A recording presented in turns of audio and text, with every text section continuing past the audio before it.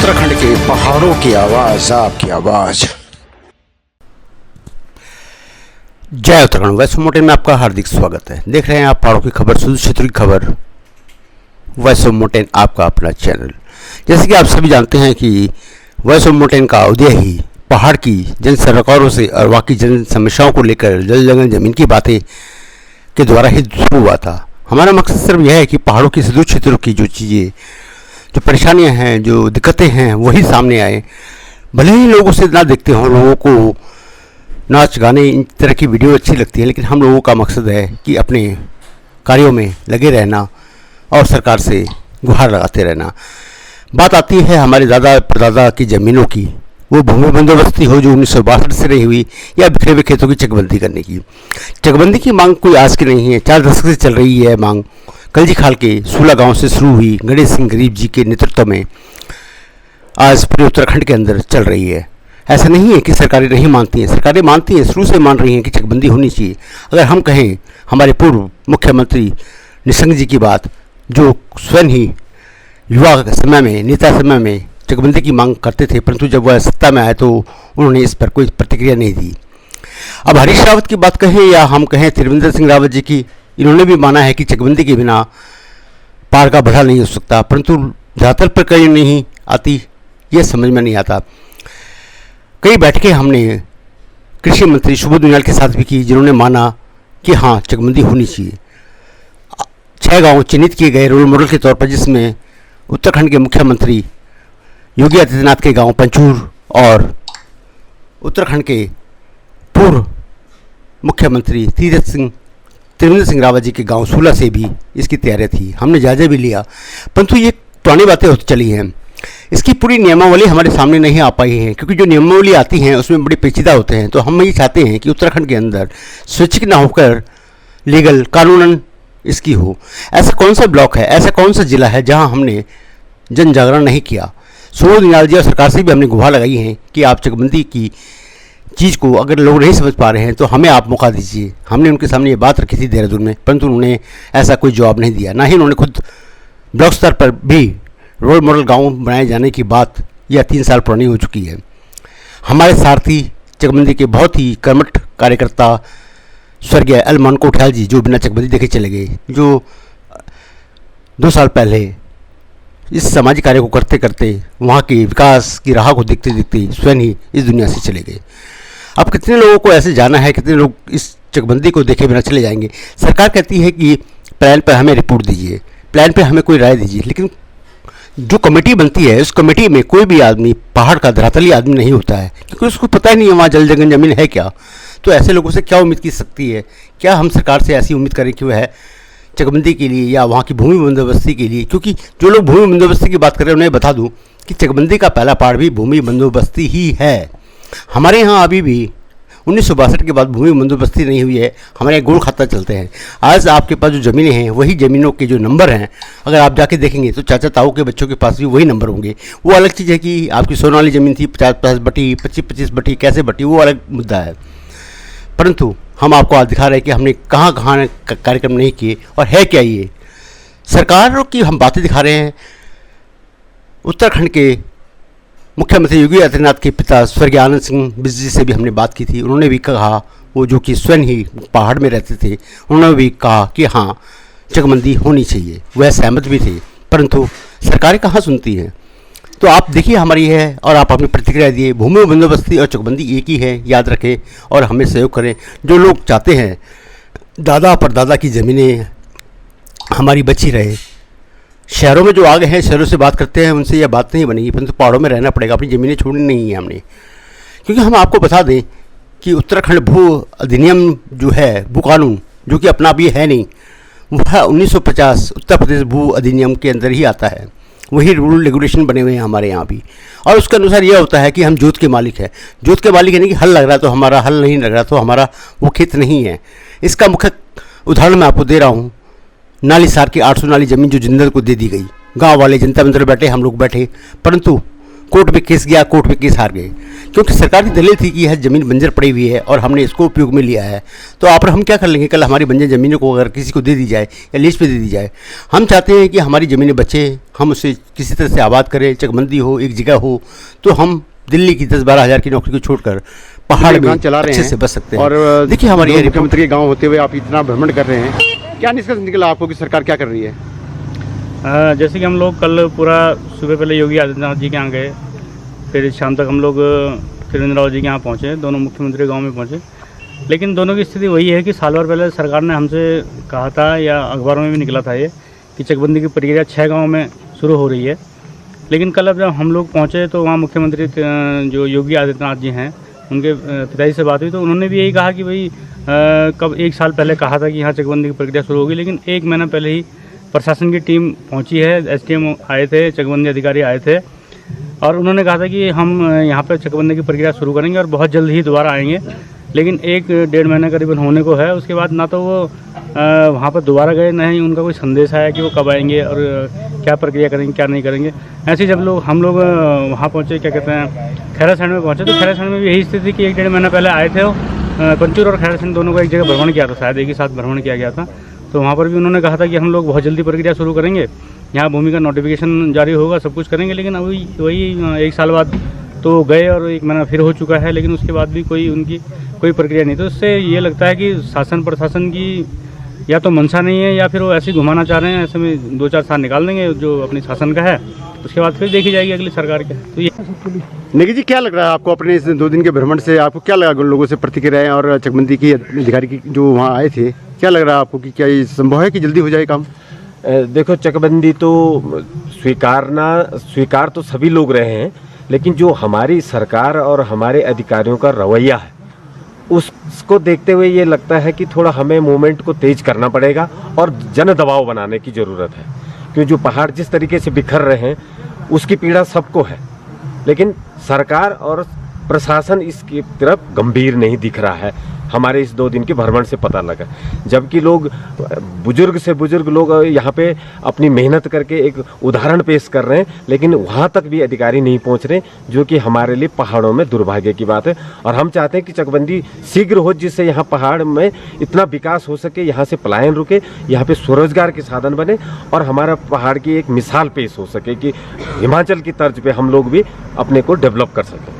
उत्तराखंड में पलायन रोकने और खेती को फायदे का सौदा बनाने के लिए त्रिवेंद्र सरकार ने कई अहम फैसले ले लिए हैं। दावों पर यकीन करें तो हिमाचल प्रदेश की तर्ज पर अब उत्तराखंड भी विकास की पटरी पर दौड़ने लगेगा।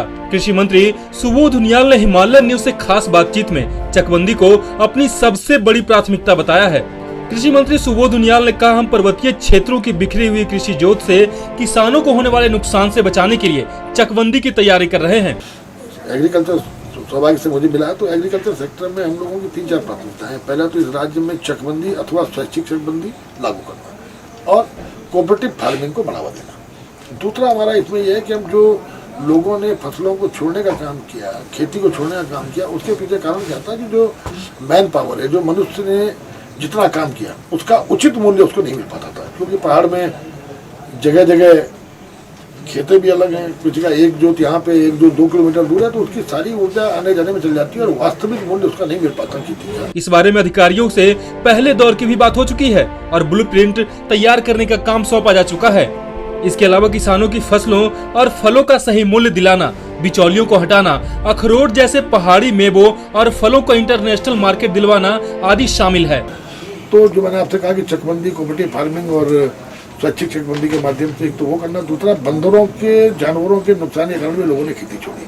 तो हमारी दूसरी प्राथमिकता है कि हम जंगली जानवरों पर रोकथाम लगाने के लिए सरकार बहुत गंभीरता के साथ काम करने जा रही है। वैसे पड़ोसी राज्य हिमाचल की बात की जाए तो वहाँ सालों पहले चकबंदी लागू कर दी गई थी। वहाँ का किसान खुशहाल है।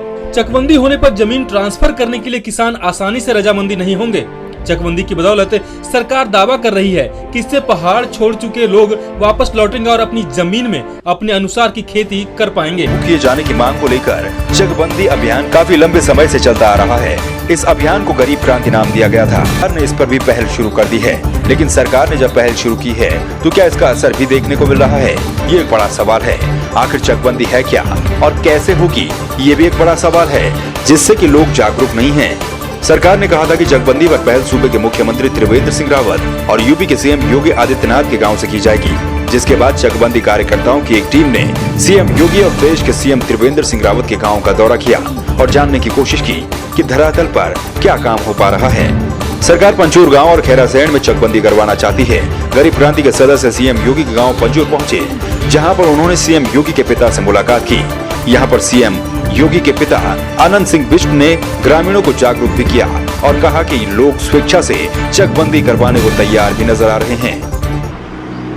जैसा कि आप लोग जानते हैं कि उत्तराखंड में काफ़ी सालों से गरीब क्रांति एक चकबंदी का अभियान चला रही है। उत्तराखंड में पलायन रोकने के लिए और यहाँ पे शुरुआत के लिए ये चकबंदी काफ़ी समय से चली आ रही मांग है। जैसे कि पिछली सरकार ने चकबंदी का आयोग बनाया तो सही, परंतु वो लागू नहीं हो पाया। अभी कुछ सालों से मतलब हम लगातार ये चकबंदी अभियान चल रहा है। आज हम इस वक्त यहाँ आए हैं उत्तर प्रदेश के मुख्यमंत्री योगी जी के गाँव में, जहाँ से सरकार ने कमिटमेंट किया था कि हम कुछ चिन्हित गाँव से चकबंदी की शुरुआत करेंगे। हम इस वक्त यहाँ पे हैं योगी आदित्यनाथ जी के गांव पंचूर में, और उनके पिताजी यहाँ पे हैं आनंद सिंह बिष्ट जी, और हम उनसे बात कर रहे हैं। उनका कहना है कि यहाँ पे चकबंदी होनी चाहिए। हम उनसे जानना चाहते हैं कि यहाँ चकबंदी की टीम आई थी या नहीं आई थी, आई थी तो क्या वहाँ कमिटमेंट करके गई। तो उनसे हम सीधे बात करते हैं। चकबंदी की टीम यहाँ आई थी, क्या कमिटमेंट करके गई आपसे? उन्होंने उस दिन खाता कफनी का तस्दीक किया यहाँ, फिर कहा 1 महीने बाद आएंगे हम उस पर वेरिफिकेशन करेंगे, लेकिन अभी आई नहीं, 1 महीने से आए हो गया। आपको क्या लगता है कि चकबंदी यहाँ होनी चाहिए, या चकबंदी से अगर होगी तो उससे क्या फायदे हो सकते हैं हमें? बहुत ज़रूरी है। चकबंदी हो जाएगी तो आदमी खेत में बगीचा लगाएगा, चारा पत्ते लगाएगा, 1000 वृक्ष लगाएगा, दुनिया भर के चक्कर शुरू कर देगा वो, और उसको बार बार नहीं घूमना पड़ेगा। एक चक्र रहेगा और चक्र में अपना काम करेगा सारा। जैसे हिमाचल ने तो कामों को नजीर दी हिमाचल प्रदेश की, तो वहाँ की चकबंदी के कारण वहाँ के लोग अरबपति बने हुए आए जी, बगीचा लगा करके। तो गाँव वाले सहमत हैं इसमें, सारे लोग आए थे उस दिन मीटिंग में, प्रधान भी आए थे। अब मैं इस संबंध में डीएम साहब से बात कर लूँगा, क्या बात है वो चकबंदी वाले क्यों नहीं आए हैं। क्योंकि ऐसा है, बाद में बरसात का सीज़न हो जाएगा, और बरसात के सीज़न में ये हो जाएगा कि लोग अपने काम धाम पर लग जाएंगे, फिर बार बार जाने में परेशानी होती है। इसलिए बरसात से पहले हालांकि बरसात तो लगेगी चुकी एक किस्म से, फिर भी आ जाए यहाँ तो कम से कम लोगों से सर्टिफिकेट हो जाएगा। और हमारे बगल के जो गांव हैं वो भी देख लें इस चीज़ को, क्या फायदे हैं इस चक्कर में। क्योंकि नीचे तो आजकल लाहौर में एक विश्वास मिल रहा है, लेकिन यहाँ तो अपना घर का है, और घर के ज़मीन पे अगर चकबंदी हो जाए तो उससे ये हो जाएगा कि लोग बाहर के बजाय यहाँ आना शुरू कर देंगे, पलायन रुक जाएगा। ये मेरा हिमाचल प्रदेश का बहुत कम आदमी जो है आजकल जो है सर्विस में जा रहा है, उसके अपने वहाँ बगीचे हैं, दुनिया भर का होता है, ट्रक वहीं जाता है, फल लेके आता है, राशन दे के चला जाता है। तो यहाँ भी हो सकता है, कम सारे ऐसी बात नहीं है। बहुत सारी प्रजातियाँ ऐसी हैं जो यहाँ पैदा हो जाती हैं। आम है, कटहल है, नींबू है, कागजी नींबू है, और अखरोट है, बादाम है, दवाई वाले पौधे यहाँ हो सकते हैं, मसाले हैं। लेकिन थोड़ा सा आदमी को उसके लिए कटिबद्ध होना पड़ेगा, और कटिबद्ध होकर के ही देश का विकास होगा। और ये खेत सारे बंदर से पड़े हुए हैं, ये सारे आवाज हो जाएंगे। मेरी पूरी उम्मीद है कि बच्चे इसको समझेंगे, लेकिन चकबंदी होना बहुत जरूरी है पहले। इसके बाद गरीब क्रांति अभियान के कार्यकर्ता खैरासैंण पहुंचे, जो कि प्रदेश के सीएम का गांव है। इस गांव में लोग असमंजस की स्थिति में भी नजर आ रहे हैं, लेकिन इस असमंजस को दूर करने के लिए सरकार को भी जागरूकता अभियान चलाना होगा। इसके बाद टीम ने 16 गांव जाकर चकबंदी के प्रणेता गणेश सिंह गरीब से मुलाकात की और चकबंदी पर चर्चा भी की। साथ ही इस दौरान चकबंदी की टीम विद्यादत्त शर्मा के गाँव पहुंची, जहाँ उन्होंने चकबंदी की हुई है और उसका भी जायजा लिया। कलजीखाल ब्लॉक के सांगड़ा गांव के विद्यादत्त शर्मा ने सरकारी नौकरी छोड़ी है और संटवारा कर अपना चक बनाया है। शर्मा कई लोगों को रोजगार भी दे रहे हैं। सरकार के दावे को परखने के लिए चकबंदी कार्यकर्ताओं की टीम ने पौड़ी के सीएम योगी आदित्यनाथ और त्रिवेंद्र सिंह रावत के गाँव का दौरा किया।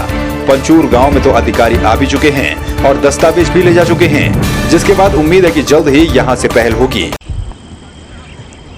उत्तराखंड में चकबंदी की मांग काफ़ी जोरों पर है और मुख्यमंत्री ने भी 6 गाँव चिन्हित किए हैं। आज हम उनके गांव में आए हैं, खेड़ा शहर सुतपुली के पास में।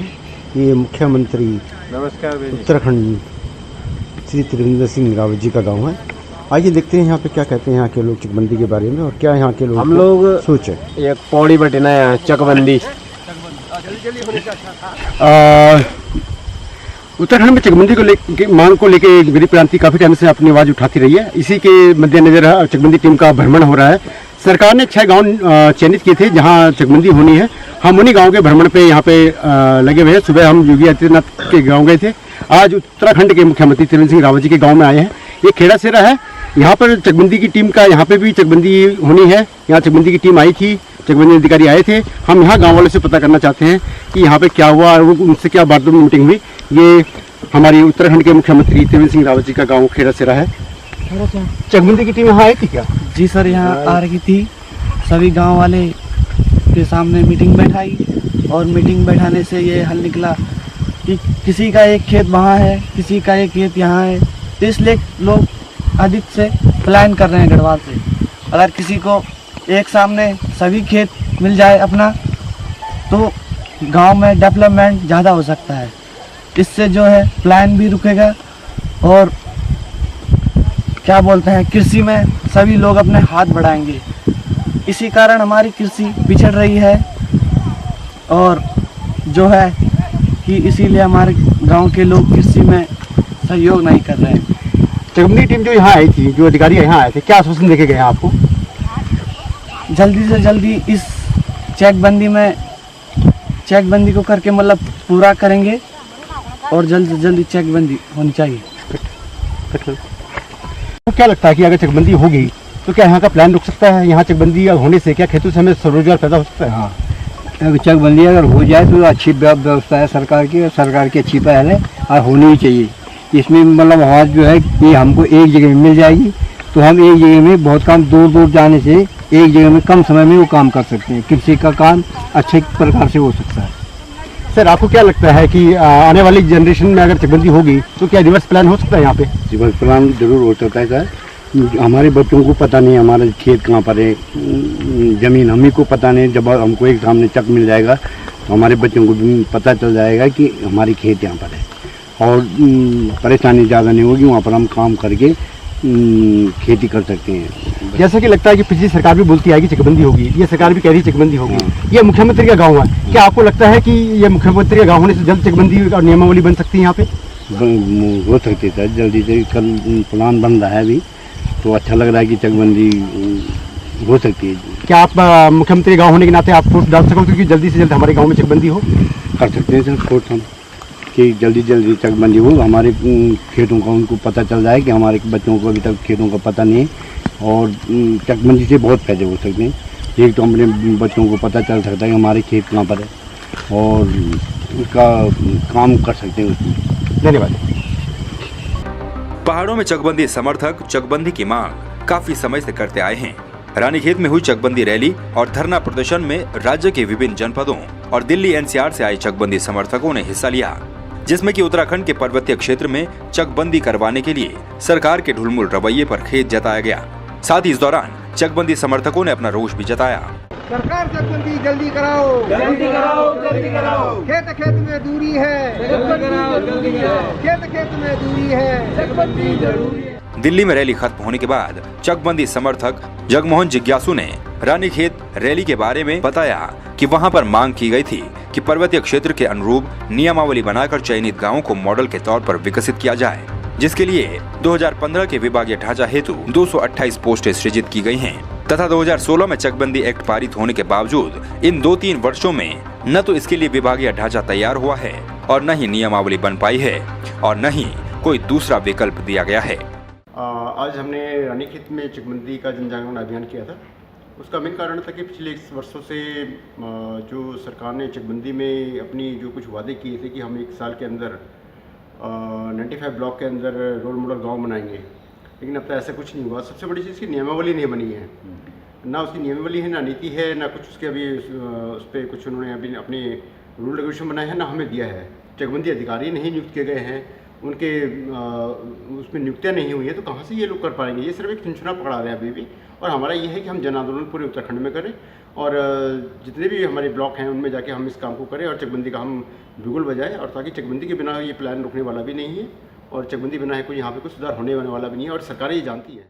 रैली में विभिन्न वक्ताओं ने अपने अपने विचार रखे, जिनमें डॉक्टर वेद प्रकाश तिवारी ने बताया कि बिना कृषि भूमि की चकबंदी किए पहाड़ों के गाँव का विकास संभव नहीं है। क्योंकि 5 से 4 हजार रुपए की नौकरी के लिए युवा वर्ग पलायन करने को मजबूर है। तो वहीं केवल नंद फकीर का कहना है कि सरकार के झूठे आश्वासनों से जहां लाखों हेक्टेयर भूमि बंजर होकर जंगलों में तब्दील हो रही है, वहीं भूमिधर प्रति नाली प्रति वर्ष 25 से 30 हजार रुपए का नुकसान उठा रहे हैं। जब इन्होंने हम चकबंदी कराएंगे कहा तो लोगों ने सोचा कि भाई इन खेतों में हम अभी पेड़ लगा के क्या करेंगे, कल ये खेत तो दूसरे के पास चले जाएंगे, ये खेत तो हमारे पास नहीं रहेंगे। जिसमें हम पेड़ लगाएंगे वो खेत तो कल चेक के दौरान किसी और के पास जाएगा। तो इससे अच्छा जिस दिन हमारा चेक मिल जाएगा हम उस दिन करेंगे और बढ़िया से करेंगे। इस इंतजार में जमीन छोड़ी तो वो जमीन जो है धीरे धीरे बंजर हो गई। बंजर होते होते आज उसमें भयंकर जंगल हो गए हैं। अब ये स्थिति हो गई है कि हम चकबंदी में बच्चों को अपने वो खेत भी नहीं बता पा रहे हैं कि हमारे खेत कहाँ है। हमारे ईजा बाजू तो गए और हम भी आज लास्ट स्टेज में आ गए हैं। देखिए 60-65 की उम्र हमारी हो गई है। मैं गांव की महिला हूँ, मुझे जितनी परेशानी है तो मैं जानती हूँ। इसी प्रकार से जैसी परेशानी मुझे होती है इसी प्रकार सभी महिलाओं को परेशानी होती होगी। और खेतों का जो काम नहीं हो रहा है, सुअर आ रहे हैं, बंदर आ रहे हैं तथा चूहों से इत्यादि सभी लोग खेती करेंगे तो तभी तो ये चीज़ कम होंगे और इनको भी दाना पानी मिलेगा। ऐसा है, कोई किसान अगर खेती भी करना चाहे तो उसका एक खेत इधर और एक खेत आधा मील दूर है। इन परिस्थितियों में यदि चकबंदी स्कीम लागू की जाए तो उसको ये ज़्यादा लाभ होगा और वो खेती जो है बहुत तरीके से कर पाएगा। संवाद 365 के लिए दिल्ली से दीप सिलोड़ी की रिपोर्ट। निश्चित रूप में उसमें उसकी पूरा करने की बात जरूर हुई। उसी का एक भाग ये चकबंदी,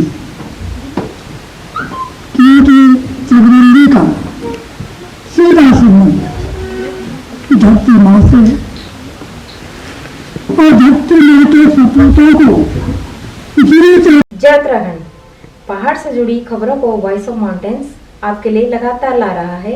यदि आपने हमारा चैनल अभी तक सब्सक्राइब नहीं किया तो प्लीज़ सब्सक्राइब कीजिए, घंटी बजाइए, शेयर कीजिए, कमेंट्स कीजिए और लाइक जरूर कीजिए। देखते रहिए वॉइस ऑफ माउंटेन्स।